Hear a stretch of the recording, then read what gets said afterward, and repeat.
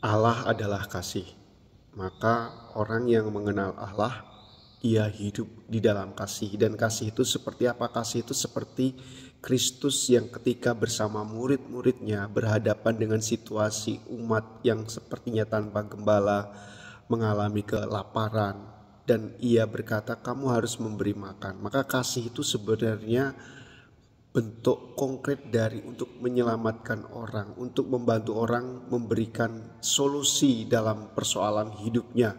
Kita tahu bahwa Kristus datang ke dunia bukan untuk menghakimi, bukan untuk menghukum, tapi untuk menyelamatkan.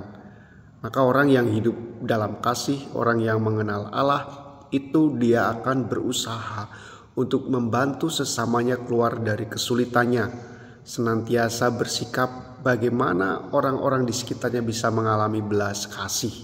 Maka dalam surat Rasul Yohanes dikatakan, saudara-saudaraku terkasih, marilah kita saling mengasihi sebab kasih itu berasal dari Allah.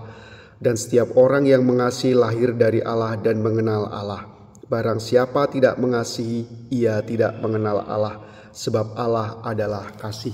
Maka sikap dasar seorang yang hidup dalam kasih, hidup dalam Allah ialah memikirkan bagaimana sesamanya selamat, bukan bagaimana orang lain itu menderita atau melemparkan hukuman kepada sesamanya. Orang yang hidup dalam kasih juga memahami hukum-hukum yang ada itu adalah cara bagaimana kita menyelamatkan sesama, bukan menjadi alat untuk menghakimi dan menghukum sesama. Karena anak manusia datang itu untuk menyempurnakan Taurat. Artinya anak manusia Yesus Kristus datang ke dunia untuk melengkapi hukum yang sejati, yakni supaya orang hidup dalam kasih.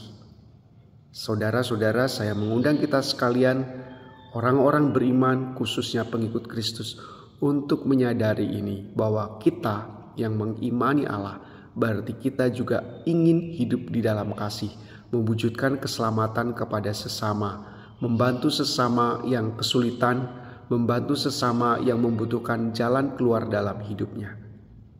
Damai dan sejahtera.